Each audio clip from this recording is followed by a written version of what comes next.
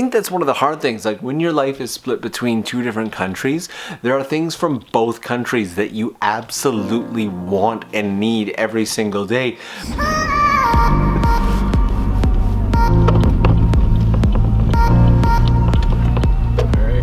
Guys. Awesome. You're very welcome. Thanks so much. Have a good evening. You too. Cheers. Not bad for my first Uber experience. And here we are.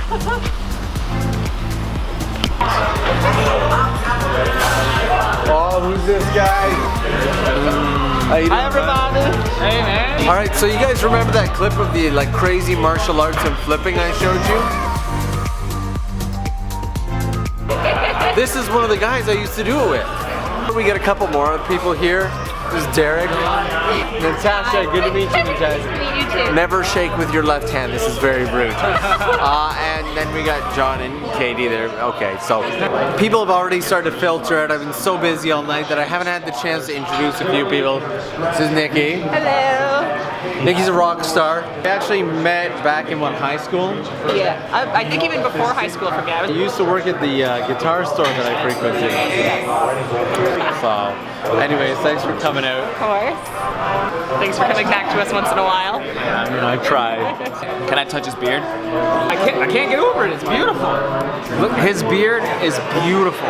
The last time I saw him, he had a clean shaved face and one of these. Actually, I just had a visitor that I totally wasn't expecting. Very, very excited about this. So excited, in fact, that I'm gonna let her introduce herself. Who are ya? Hi, my name is Sinsen. I'm Canadian. I currently work and live in New York City. But on the side, I love to do ballet, and that is what, oh, this is so bad. That's all right. Miss Universe Canada, 2017. Just did the Miss Universe Canada 2017 pageant. Top 20? Top 20, yes. Top 20, yeah, I was following the whole thing on Instagram. There's a Wikipedia page about you? Yeah, there's a Wikipedia page, I'll and just my tell name you is what, on there. I'm gonna link it all below. Thank you so much for coming out. Thank you for having me. Alrighty, well, we'll see you later, eh? Yes, bye. Mwah. Whew, it is always great to touch base with old friends. And yeah, it's kind of cute actually. I get it on camera, right? I do that all the time. I just cut it out so you guys never see it. But I mess up all the time. Actually, this is my third time recording this scene. Just out for some quick sushi. Awesome visitor today. This is Corey. We went to university together. Say hi, Corey. Howdy. The place that we're at right now is called Ye's Sushi. I was gonna do this whole like montage of all the food, but I've been so incredibly hungry that I've just been eating it as fast as it comes out. Now, this place is famous because it has all-you-can-eat sushi, and it's not even that great. In fact, the service here is probably about the worst service that you will get at any restaurant in all of Canada. But there's just something about that I love. There's something so pure and beautiful about this place. And also, my brothers have shown up.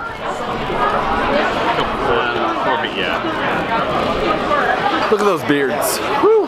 What do you miss about Japan? And we're actually going to start with my buddy Corey, who was out in Japan back in 2007. I miss actually how clean it was. I miss being taller than almost everybody, and it just felt really good for my self-esteem. And actually a lot of the food, but not bean paste. Yeah, no, I got so sick of that. In a week I was there, I ate everything that could have like the bean curd stuff in it, and then by the end I was like, please just some ice cream. I do not remember this place being this popular. It is so Canadianly bright out here. It really is. We should be shooting like this way or something. There you go. I gave Corey some melon flavored Mitsuya cider candies. They're so good. I'm upset at how good these are. They're so good. Alright man, so we're gonna head to the mall, and I'm gonna need you guys to answer later on what you miss the most about Japan. Everything. So Alexander, what do you miss the most about Japan? The food, the people, the sights, pretty much. I love going to the restaurants, like Yeah? so many good drinks and food there. Going to the convenience stores and having almost everything available to you. Do you miss Akihabara? Because you spent a lot of time in Akihabara. I do miss Akihabara. Alexander here loves gaming, so he spent a lot of time in Akihabara. Anything else? Spending the time there with you was awesome. Convenience. Yeah. I miss convenience. I miss onigiri. Yeah. See, Jesse has a very limited diet. He has, what is it, celiac? Celiac, Crohn's, and a wicked amount of food allergies. Yeah, so he basically can't eat anything, and Japan was like a land of paradise for him because there was so much stuff that he could eat, especially these little bakeries that make cake out of rice. Yeah, amazing. I wish there was a better word than amazing. Anything else you miss about Japan? The weather. It's been cold lately. I hate winter. I love the snow, I hate the cold. There's so many more people. Oh my God, so many more people. In a good way. The transit system. Yeah, Oh the transit my. system. I can't put it into words. It's so convenient. And food, booze, Don Quixote. I like Don Quixote. Yeah, and the amount of champagne that we had while you were in Japan. I miss being able to drink openly in the street like it's nothing. I like how they don't smoke on the streets. That's amazing. I love that because I hate walking up behind someone on the street or walking. I did get some much needed shopping done, so yay. It's only like, I think minus 15 or something right now. It's not nearly as cold as it was yesterday when I actually had like ice and stuff all over my beard. It is so cold out right now, and my mustache and beard are like frozen. Look at this. By the way, since we're here, I wanted to show you guys, I used to live right down this street for like most of my life. When I was in university, I had Japanese friends who lived in this building right here, and I basically just spent all my days and nights at their place, and we were just like watching Japanese TV shows and eating Japanese food, and that is one of the ways that I learned Japanese. That building there, huge memories. That street there, my childhood, I used to walk down that street and go to my job right at that mall just to save up my money so I could finally get to Japan anyways. It is freezing. I am gonna get it. So guys, wildly important, the factory that I'm driving by right now, this factory is a Dare cookie factory, and they make the maple cookies there. So when I was a child, I would wake up almost every single morning to the smell of the town being filled with maple cookies. Oh man, driving these roads is just bringing so much nostalgia. This little forested area here has always been like one of my favorite spots in my hometown. Just want to come out here, maybe get a little B-roll, snap a couple pictures, maybe something I can use for Instagram. Yeah, give me a minute, guys.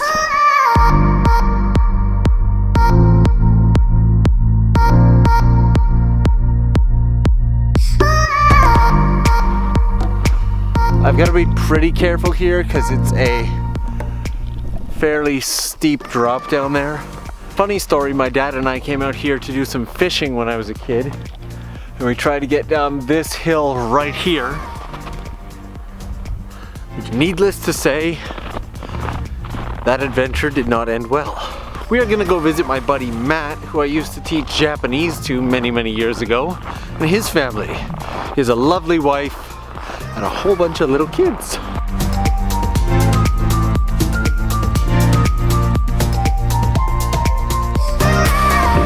We met was very interesting. Hey. Hey, how's it going, man? This is Matt. Hi. And Matt is an awesome artist. In fact, he did this whole drawing on the wall. I'll tell you what, I'm gonna give you guys an entire B-roll montage of Matt's art.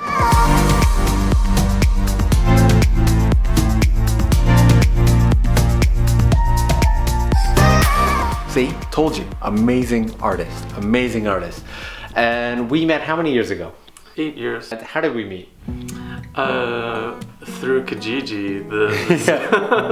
I was wanting to learn Japanese, so I typed in Japanese lessons on Kijiji, and there was a big Gundam robot picture that came up.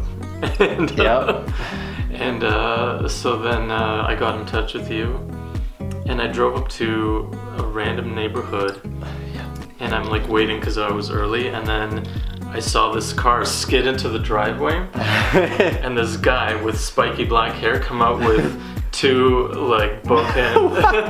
Did that really happen? I was doing martial arts like stunt shows at the time, so I probably had just come back from doing like a stunt show or a practice performance or something. So I would have had the like katanas with me and like, okay. Little did I know that was my Japanese teacher. And that is how we met. And we've stayed in touch and we've stayed friends ever since. Now, Matt being an incredible artist, I have been trying to encourage him for the longest time to post more of his stuff. Like everything he does here is beautiful, all right? Like everything is his idea, his concept, his design. And he posts a little bit on Instagram. I'm gonna link that so that you guys can check it out. It'll also be linked below. But like definitely comment and let him know just how much more you want to see his stuff. You see this giant sword back here? There's actually a story about this sword that I gotta tell you. So last time that I came to Canada, I was like, don't get me any big gifts. Matt. Sorry.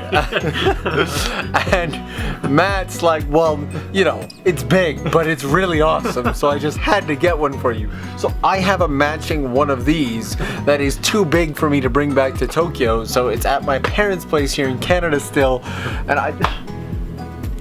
Just carry on, man, carry on. Matt. And I absolutely love these paintings. Let me show you these. Since we're on the theme of this today, we've just been sitting here having coffee, having a good time, exchanging presents and all that. No giant swords this time. I did want to ask Matt, if you could go to Japan right now, what would you want to see or do? Well, this has kind of been like a dream of mine to see a real like woodworking master at his craft, like somebody, you know, like super old with a dusty shop hidden somewhere in the mountains where he makes like extremely precise, amazing pieces of furniture, things like that. Wow. Yeah. Japan does have some incredible woodworkers. Matt was just showing me one on Instagram that just does absolutely incredible stuff. Anything else that you would want to see or do in Japan? I'd like to see your place. I feel like he's buttering me up for something. One of the reasons that I decided to go for this video concept today is because I miss some Japanese foods. I miss the beauty of the temples and everything. I think the beauty of nature here in Canada, I feel, would just be so wonderfully mixed with the beauty of Japan. I wish I could bring them together. I think that's one of the hard things, like when your life is split between two different countries, there are things from both countries that you absolutely want and need every single day, but that are unique to that country. There are foods from Japan that I absolutely have to have. There are foods from Canada that I have to have. There are certain locations that you just feel comfortable, right? There are locations like this city that I'm in right now. There are spots that I have to go to when I visit here because they are like my comfort spots.